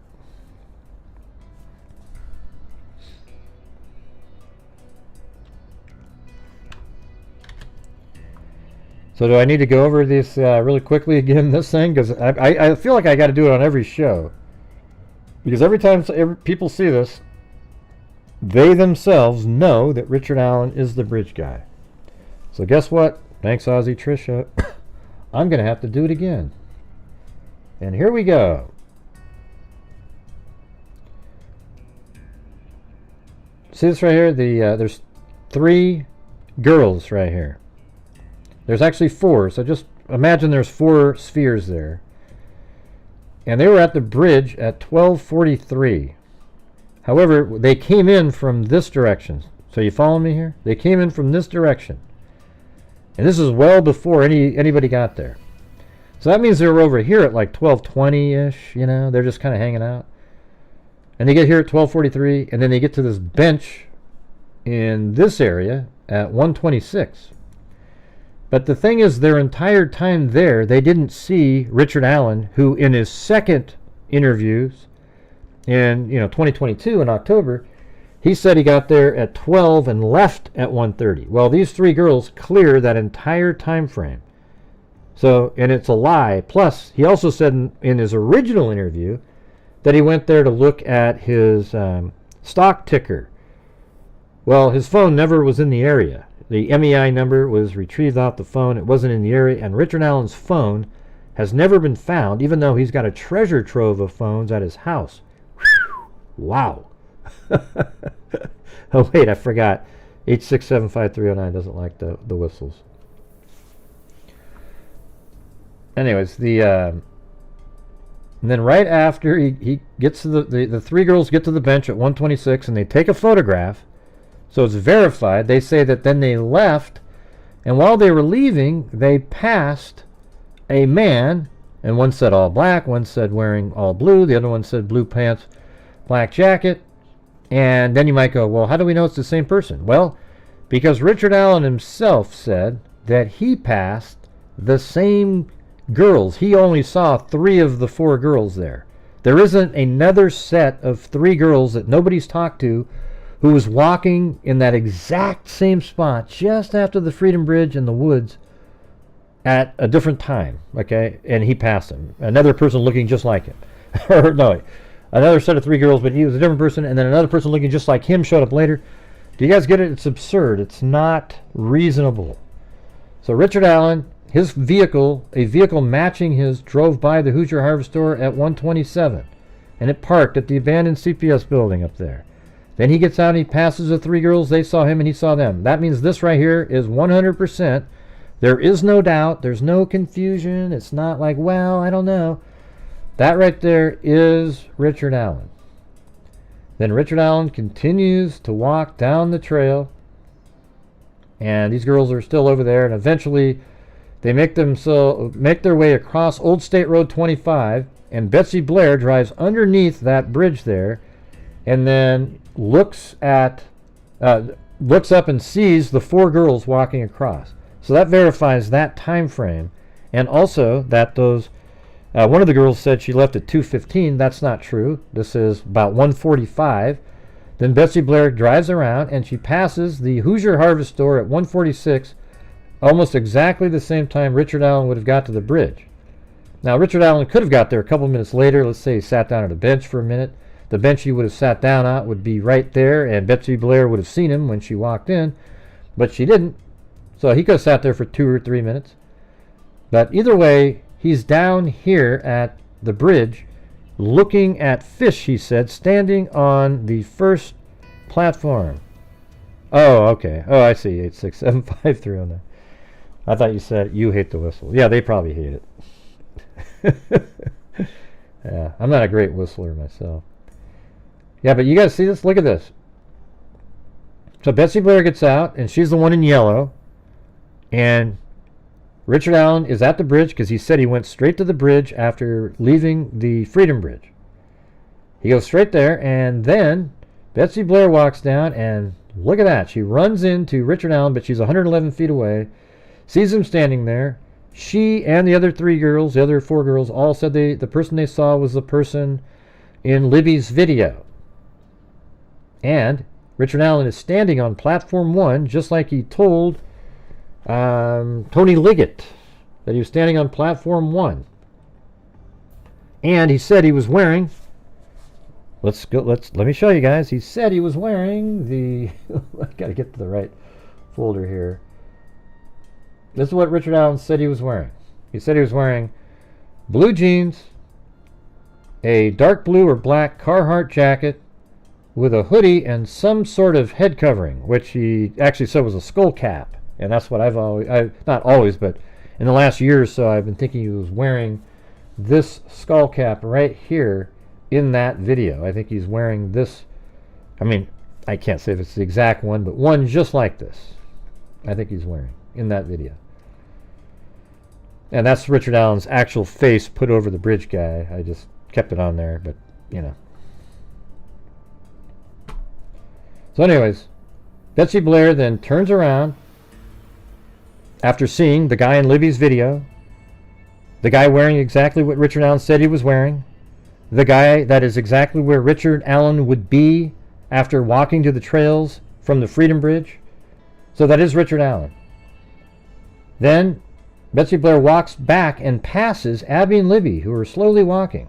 So this is about 1:53 here. Now it's about 1:56-ish, but the girls are walking slower. They get to the bridge at around 2, and necessarily would have had to pass Richard Allen, but he never admits that. Nor did Richard Allen say he saw his look-alike out there. And then you see Betsy Blair clearing the trail for another Richard Allen look-alike. She doesn't see anybody walking back all the way over there. And then she makes her way back and then goes to her vehicle parked at the parking area. And that's exactly when Richard Allen is taking the girls down the hill. And then right in this spot right there is when, right in this area, right there, after the girls come down the hill at 2:14 and 34 seconds, and Richard Allen himself said that he followed the girls, he did something with his gun, had the girls go down the hill, and then he was going to assault them down here. I think it was right in this area. He was going to assault them down below, but then he got spooked or, you know, sort of scared or whatever the hell you want to call it, when a van drove by. Now, there's other reports that he said white van in his confession. There's other people that just say he said van. I don't really give a damn, because the only van that's on this drive is for Brad Weber. And so the van drove by, and he got off work at 2:02, and it takes 25 minutes So let's say he got to his car at like 2:04. So it'd be like 2:24 to 2:29. He's driving by right here exactly when he would be in this area. And then he forced the girls across the creek, and he said he killed them on that side. Then he covered them with sticks, and he waited to make sure that they died, and then he took off. Now, I think he actually got scared again at the crime scene, or just sort of left in a hurry, maybe not scared, but he heard voices on the bridge and he took off. All right, so you see how this is just like Richard Allen is the bridge guy, everybody. And not only that, he's confessed multiple times to different people and at the crime scene. You know what I'm starting to think right now is that on the bridge when he took the girls down the hill, that he ejected a bullet and it got stuck in a piece of clothing. And at the crime scene, he never ejected anything. It just fell out on the ground. That's why he didn't know it was there. And that's why he said, there's no way that could be mine, because he thought it was on the bridge. Okay, so it matches all that other stuff. And that's the more likely thing, right? That he ejected a bullet at the crime scene, and when he ejected it, it popped out, maybe landed in a pocket or something, or whatever, in his baggy clothing somewhere, and then it fell out at the crime scene. Obviously it could be that he ejected 2 bullets, or he didn't have one in the chamber while he was on the bridge, but thought he did. Could be that too. But anyways, you guys, there you go. There you have it. There's the 700th time I've gone over that, because that information right there is exactly the information that we've had for a year and a half in terms of the probable cause document. That's why I've always told people this is one of the strongest probable cause circumstantially I've ever seen in my life. That has to be Richard Allen. There is no chance that it's not him. It is him. He says it's him.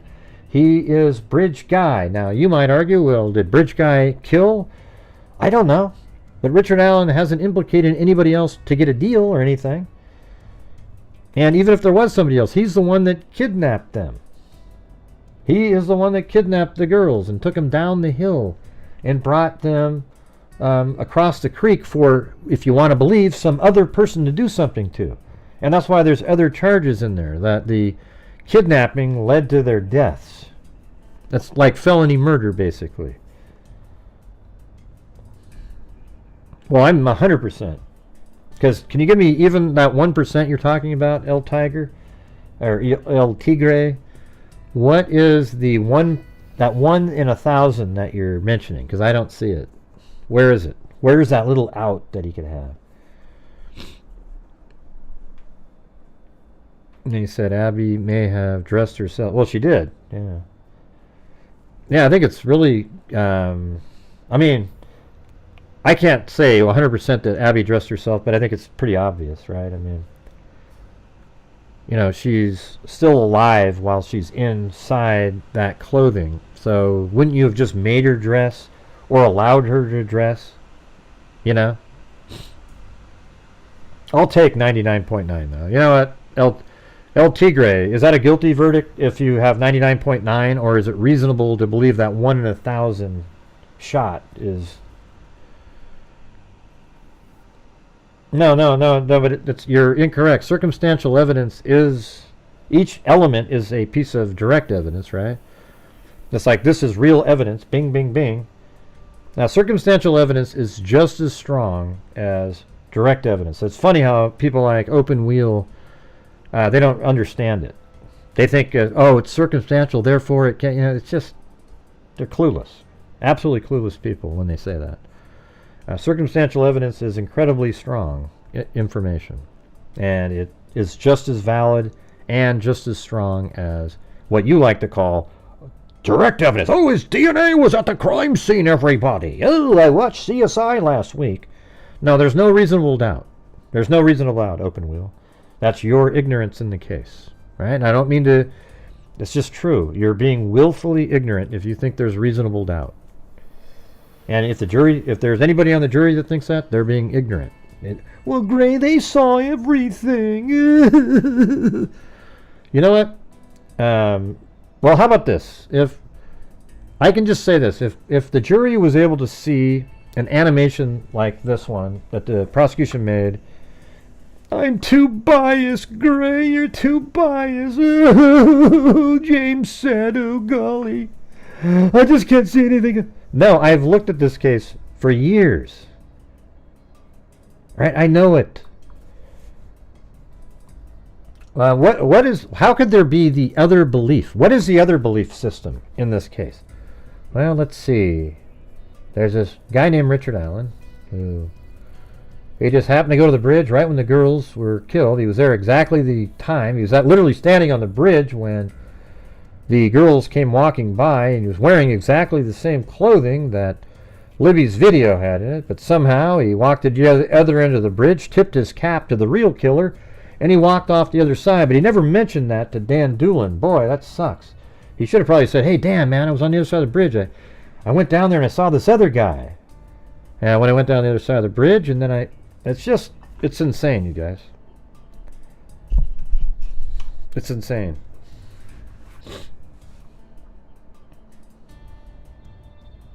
Why do you feel the need to berate people and treat people like fools? Because you are.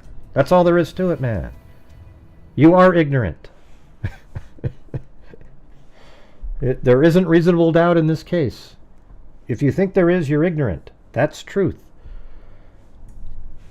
They act like Richard Allen was a fentanyl-addicted woman beater. Yeah, I don't know.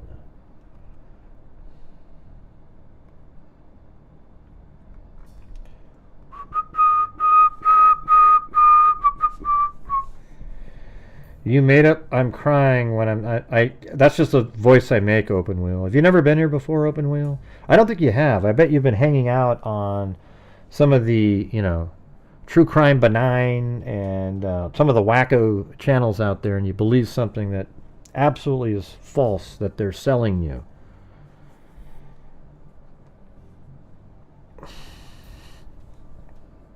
Yeah, let's see. I don't think he would have made them undress within a sight of the bridge. Yeah, I do. I think he got him back in those woods over there, and he thought nobody was going to see him at that time of day. And then when the van drove by, he took him across the creek, and I think he continued over there. And you can't really, from the bridge, it's hard to see anything that far, but you can sort of make out the river over there. And then he, I just don't know where some of these comments come from. It's just like you're looking for something without really thinking through it. It's weird.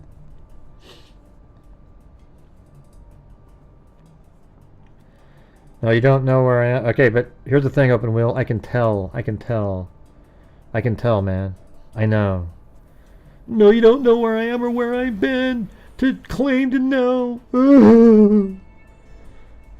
Just go. Don't watch my channel, man. Okay, I get it. I understand your frustration with the way I am.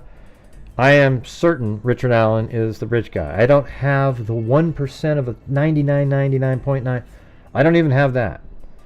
He is the guy. He even told us he was the guy. He explained it, and he gave information that only the killer would know regarding the van. He said that. Okay? I don't have doubt. And before the trial start, I still didn't have any doubt, but I guess I would say that during the trial it got even more and more and more, because the probable cause document by itself, with the bullet at the crime scene and the timing of everybody, if anybody would take the time to look at it and understand it, you would get it. You would see it and understand it. And you'd see, oh shit, wow, that really is him. Nobody's claiming. That's just the way I say it, Open Wheel. You got about one more shitty comment and you're out of here, okay? Now, see, this is one of those guys. They kind of try to twist around. I guarantee you haven't been here, all right? You've watched other people, developed an opinion, and therefore there's reasonable doubt. I guarantee it. The confessions have, yes. So you've got all these different elements here. As I just showed you in this video here, this is the visual version of the timeline. And there he is. And he has to be bridge guy, right? You've got that. Then in Richard Allen's own words, he said that he went over here, did something with his gun, probably ejected a bolt, then took the girls down the hill, and then when he was over and down below here, a van drove by, which only he and the person driving the van would know. Then, at the crime scene over here, they found Richard Allen's bullet, the same one that he admitted ejecting, and it probably got stuck in some of his loose clothing, and it matched his gun perfectly. And then he's confessed 61 times. He begged his wife and his mother to accept his confession, and they just wouldn't do it for him. They wanted him to suffer almost, just so that they wouldn't look bad, it feels like, doesn't it? Because if you confess, then it means I was living with a monster, and I don't want to have that. And the attorney's like, oh, shit, man, this is a gravy train, man. We've got, this is like one of the biggest cases there was. Hey, thanks, Tumbleweed. Yeah.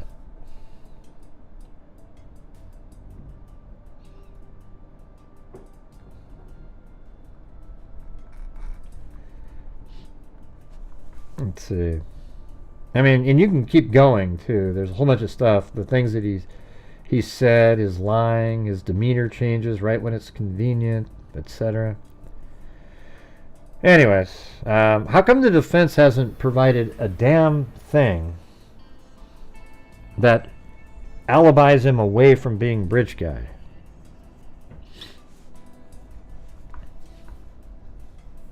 I think they're probably going to bring in like a Fitbit expert type guy to try to make it seem like, discuss the height changes and things. Yeah.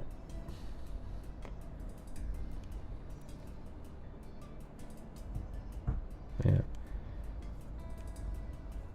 Right. Defense is putting the jail on trial. Right. Yeah, they're trying for jury nullification. Somebody emailed me that, and it was also, I think somebody said that on when I was with Nancy Grace earlier today. That's what they said. Somebody said that. Telling anyone and everyone that her husband is innocent. There's no way she was let him confess. Right. But don't you think it's interesting that Richard Allen never told Kathy that he went to the bridge that day? Doesn't that mean something to you guys? She never told him he was going that he went to the bridge that day, even though he knew something really crazy happened over there. That he called the tip line and said he was there, but he didn't feel like he was going to tell his wife. I think that's pretty meaningful. Did you guys forget that one? Anyways, it's all right. Well, let's see. Before I take off, let's just see if they did update it randomly.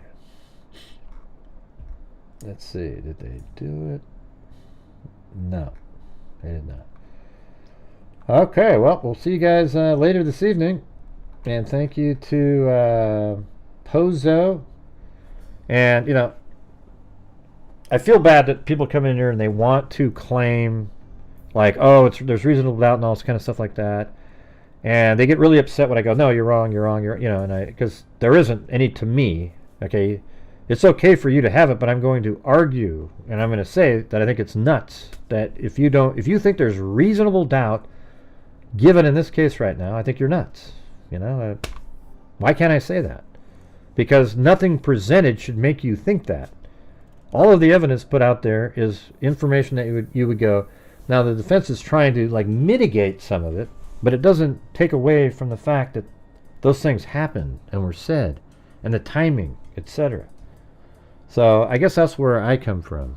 You can sit there and listen to the defense attorneys ramble on for hours about, psychosis occurs when the ratios of two unequal brain cell combine with the atoms correlation with the... Oh, wow, you're a genius! Whoa, did you hear that? Okay.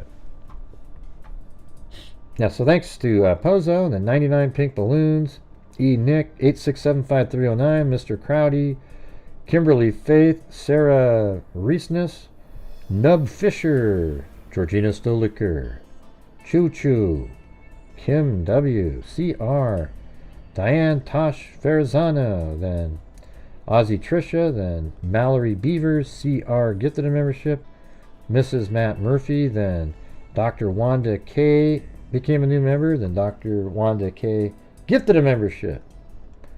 She said she was a member before. Were you always Dr. Wanda K, or did you have a different name before?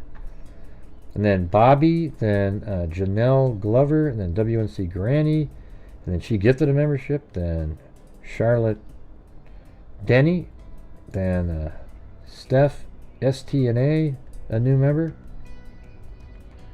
And welcome all the new members there. Then Angela Pieper, Ozzy Trisha, Tumbleweed, Charlene, and Linda Jane 45, who said, can you list timeline in bullet points on PowerPoint slides to make it easier to memorize and inform others? Yeah, somebody else asked me to do that. I think it was Sharon Gornick.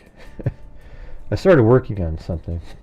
You know what I think I should do is make the same video, since it doesn't really move, and then put, like, time. See these different times here? Like, I don't have all these in my animation. I don't really care that a guy named Wesley McWhirter is heading east, and he saw the car backed in, etc. Like that kind of, I just don't really care that much. And there isn't a Sue. We use that for Betsy Blair, but now her name's out there. I should just put the time on the screen. What do you think of that? Linda Jane 45. Thank you, Sybil Bergeron.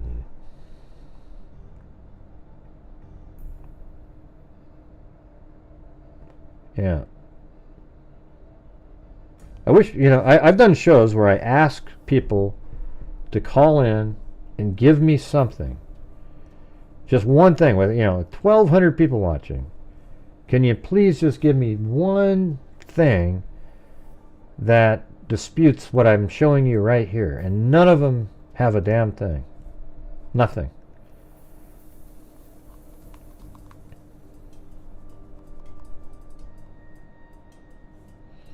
Well, they don't have to convince you that he didn't do it.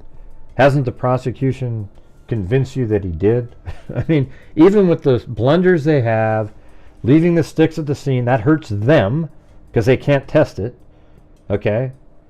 It hurts them.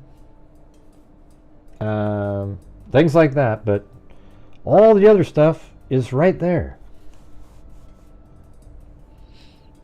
Why take 5 years to arrest? Well, because the tip that he turned in, it was marked cleared and put somewhere where it never made it to the right person. Dan Doolin, while he got the MEI number, which is huge, I think he should have been a little bit more proactive in his mind, saying, hey, man, you guys really need to take a look at this one. He said he was there during the time of the murder. And then I think this case would have been over years ago. I mean, literally within 2 or 3 weeks, and there would have been a treasure trove of forensic evidence. Instead, they have to rely on the forensic evidence that they do have, meaning the bullet at the crime scene, the lack of his cell phone being around, even though he said he was looking at his stock ticker. He didn't say it, though, on camera in his... he said he was there to look at fish in the 20... I wonder why police didn't... They should have, in the 2022 interview, say, well, were you looking at your stock ticker? Maybe he did say that. The thing is, we don't have the freaking transcript. And by the way, let me ask you guys something. Do court reporters also say what's on the videos? Like, are they looking at the video going, okay, this video shows Richard Allen doing this. Does it say that? Hey, thanks, Julie B. You have earned my subscription and respect with your coverage on the case, Justice for Libby and Abby. Yeah, I think the Justice for Libby and Abby has completely gone out the window for these other YouTubers out there. That's all I care about. Because if Richard Allen is found not guilty, there is no chance that these girls will ever have justice because Richard Allen is bridge guy and therefore the killer. All right. Look at that. It's J Case. J Case. All right. They never do though. I would love to listen to him, and I would just, like last night we had a caller that thinks he did it, but came up with stuff that they're pointing out as theories, but I can easily go, well, yeah, that can't happen because of this timing and this timing and this time. And I just know it. Like, when he was saying that the 350 sighting of Muddy and Bloody was actually a searcher that was looking around. It's like, no, nobody was even looking in depth at 357. They weren't there yet. So that just means it's something else. Does the so-called car on the highway that was there all day, could that be related to the Kleins? Also Keegan? Oh yeah, well you mean there was a car. So Brad, so I'm wondering if that's one of the things that's kind of interesting is I wonder if the one that Brad Heath saw, there's 3 Brads that people have mentioned in this case, believe it or not. I mean, man, I must have been a real popular name at one point. Because you have the Brad Holder, the Brad Weber, and then Brad Heath. But anyways, yeah, Brad Heath, this older guy, kind of religious guy, he said there was a car parked right there all day. But he was told in one of the interviews that I did with him, they go, no, there was another car that was right next to the CPS building. So you sort of wonder if Betsy Blair, when she drove by, did she, because her description is more like this car, but then also saw that one and then conflated, because she said it was backed into the CPS building, but it had this kind of older look, so it makes you wonder if she saw Brad Heath's vehicle, but then also noticed a car backed in and then conflated the two. Something like that. So that's sort of a way to maybe look at that. I made a video on the Brad Heath interview. I think it was called, Was There Another Car There? Something like that. And I think that interview, it was 2021, so it was before an arrest was even made. But it was after the 2019 press conference with Doug Carter, when he said, we'd like to know who the driver of the vehicle that was parked at the abandoned CPS building was.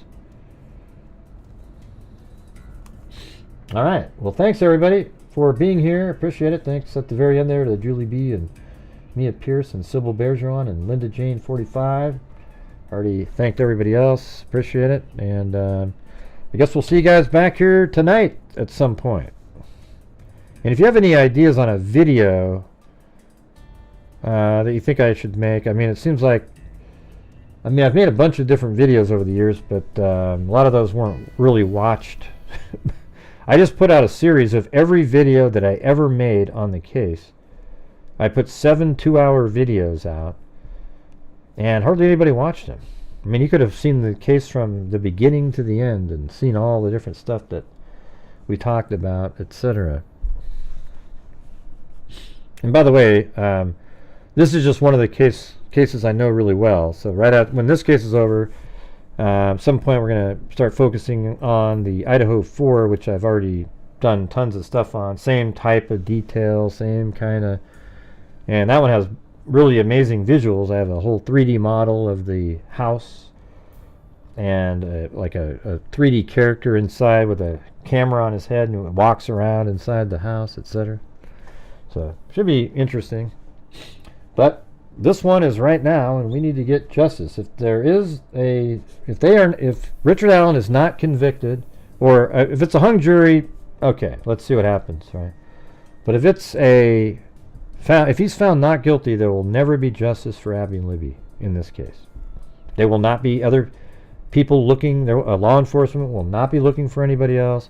The YouTubers will keep trying to claim, oh, this person did it. Oh, look at that one. And it'll keep their industry going, right? To me, I just want this case solved, and I want the family to have justice. And we'll always still send money in from time to time at the end of the month to the ballpark. We gave $1,835 to the Libby and Abbey ballpark, and That's not this big money-making machine like they say. They just need money to keep the damn thing going. And it should be going because that was done in honor. And I didn't mean to say damn thing. I said that because I'm just angry at people who say, oh, they're trying to make money. It's stupid. God, it's so dumb. It's an amazing ballpark. Takes money to keep it up. And, you know, how does it stay up? You know, they need money for upkeep and stuff. And, you know, if there's probably times a year where it's not booked out or anything. So, anyways, I appreciate everybody being here. And, you know, sorry for the ones that get offended by the way I talk or whatever. But that's just the way I am because I feel strongly about this. Now, there might be cases out there where I'm not really sure and I wouldn't sound like that. But this one, I know Richard Allen is the bridge guy because the evidence shows that he's 100% that person. Okay? So that's it. So anyways, thanks everybody for being here. We'll see you guys later this evening. And as I always say, until next time, be safe out there. Yeah, I've been doing this true crime thing for quite a while now. And during this whole time, I have not seen one person that is... Not even one guy? Crime dissector, plug rejector, I'm a certified human lie detector. Not even Gonna one. Gonna get ya on a stretcher if you try and play me like an old projector. Crime sector is my nectar. Professor Gray is gonna give another lecture. Crime collector, freak connector, and I'm always gonna be a protector. Intercept. Hey, is that Nate? And I'm meaner than a spectre with a... Is that Nathan up there, you guys? I had a thumbnail with your name on.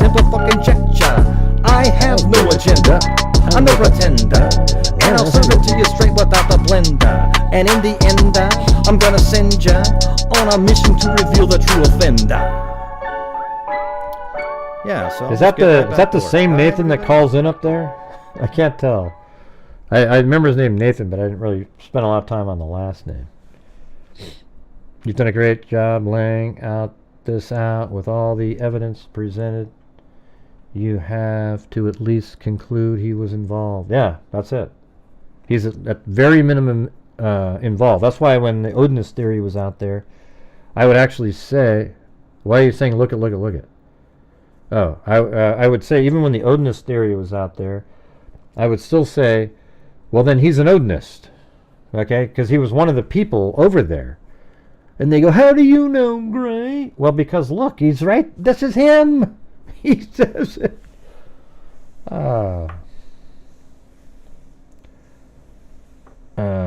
Let's see. To be honest, if I'm on the jury and see the insane shit this guy did on video, I'm thinking, yeah, me too. I was just thinking that earlier, Reliable Express. I was thinking, if I saw that stuff, I go, God, this guy could do that. Right, exactly. I thought the same thing earlier. I was thinking, man, yeah, cool, very cool. All right. Oh, it's a different Nathan. Well, thanks, Nathan, for your comment. I haven't seen the other Nathan for a couple days. Yeah. All right. Thanks, everybody. See you guys later. And as I always say, until next time, be safe out there.